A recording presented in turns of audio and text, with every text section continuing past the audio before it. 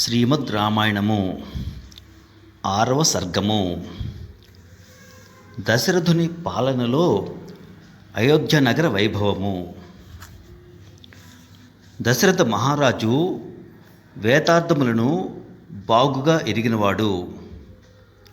ధన దానాదులచే సూరులను పండితులను ఆదరించి తన వశమునందు ఉంచుకొనివాడు. భావి పరిమాణములను ముందుగా గుర్తించువాడు. మిక్కిలి ప్రతాపశాలి. పురజనులకును గ్రామ ప్రజలకును ప్రియము కూర్చువాడు.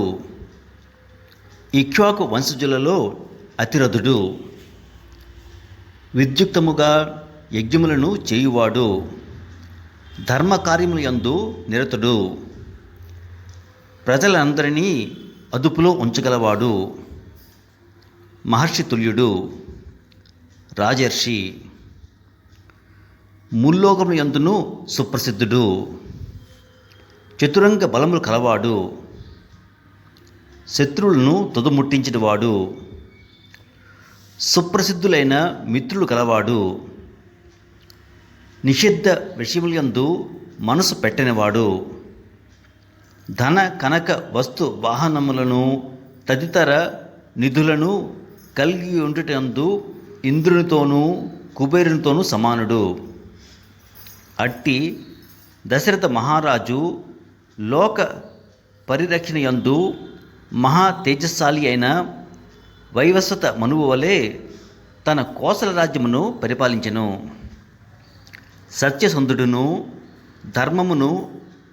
ధర్మమునకు లోబడి అర్ధకామములను పరిరక్షించువాడును అయిన దశరథుడు ఇంద్రుడు అమరావతిని వలె అయోధ్యను పాలించెను.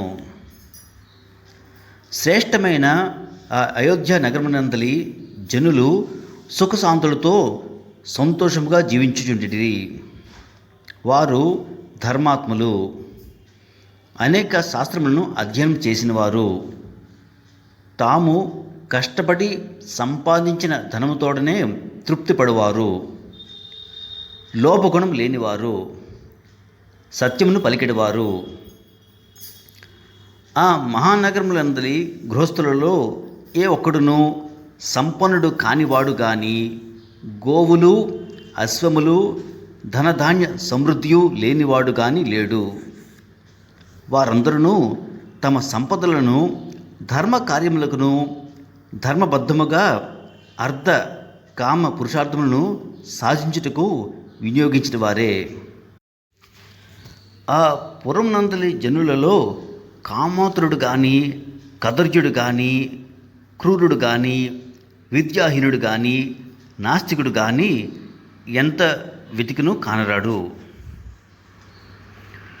లోభం వలన ఆలుబిడ్డలను తల్లిదండ్రులను సోదరులను పీడించువాడు. ధర్మ కార్యాచరణకు వెనుకాడువాడు. తాను కడకు అనుభవించక ఇతరులకు పెట్టక కృషించువాడును కదర్జుడు అందురు.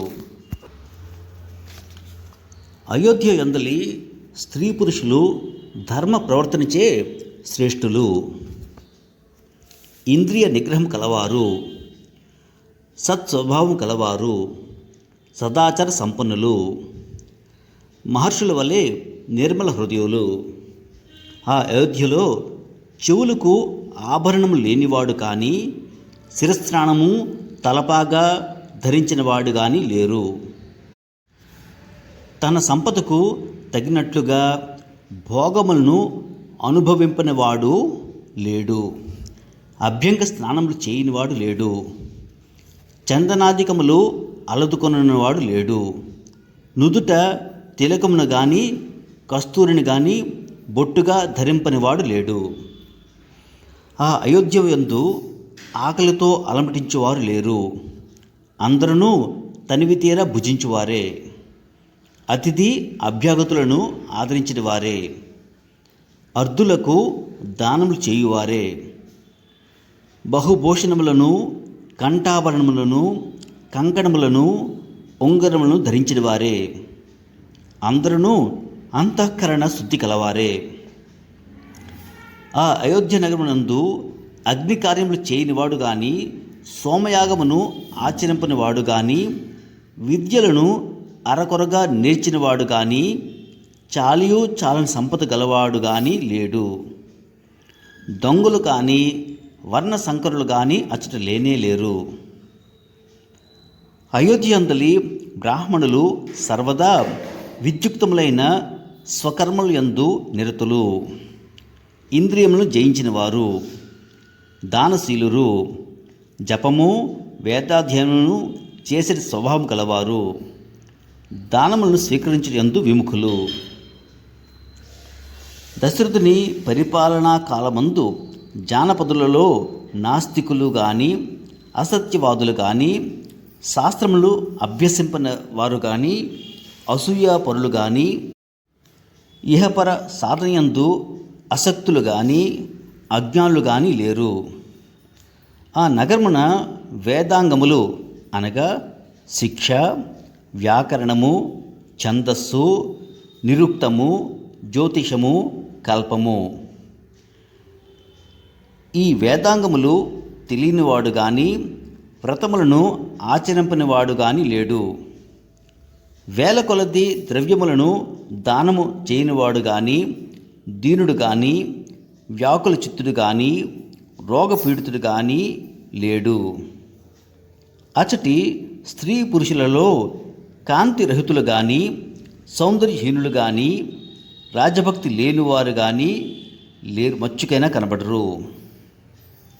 ఆ నగరములందలి బ్రాహ్మణులు మొదలగు 4 వర్ణముల వారు దేవతలను అతిథులను పూజించుచుండేటివారు, చేసిన మేలును మరువనివారు, ప్రీతితో దానములను చేసేటివారు.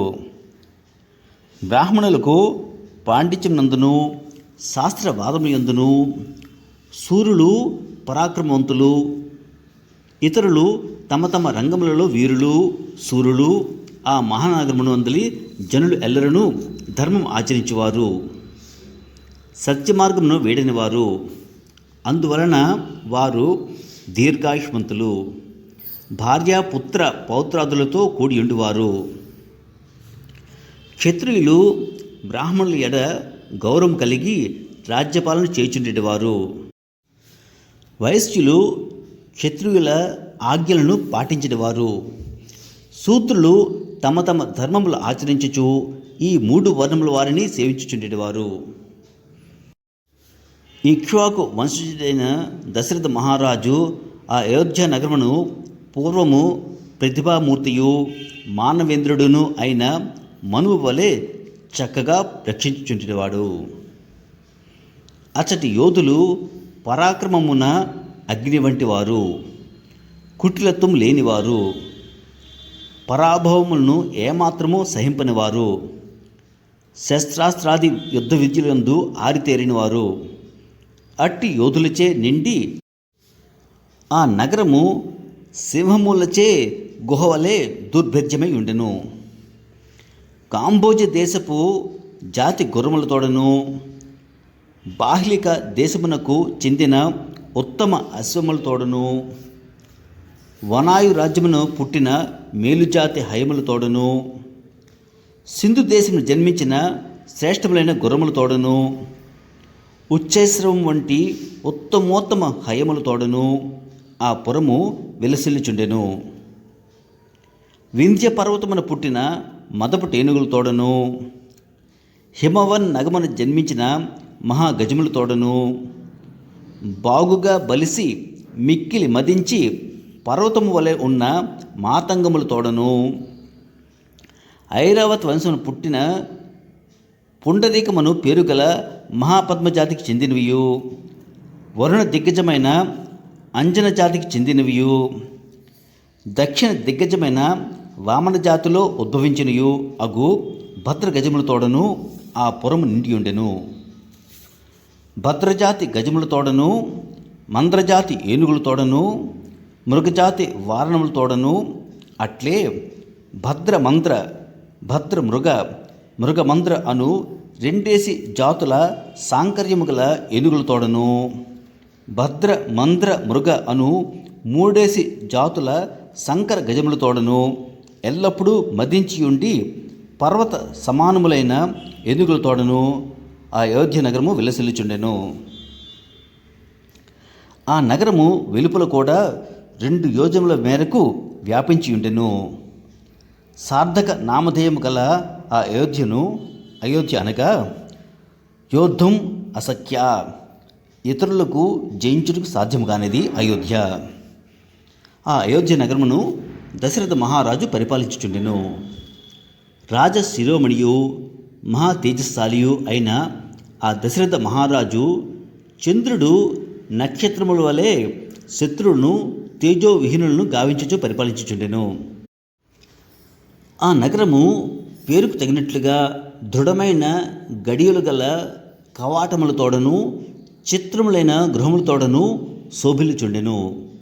వేల కొలది పురజనులతో కళకళలాడుచు శుభప్రదమైన ఆ పురిని ఇంద్ర సమానుడైన ఆ దశరథ మహారాజు పరిపాలించుచుండెను.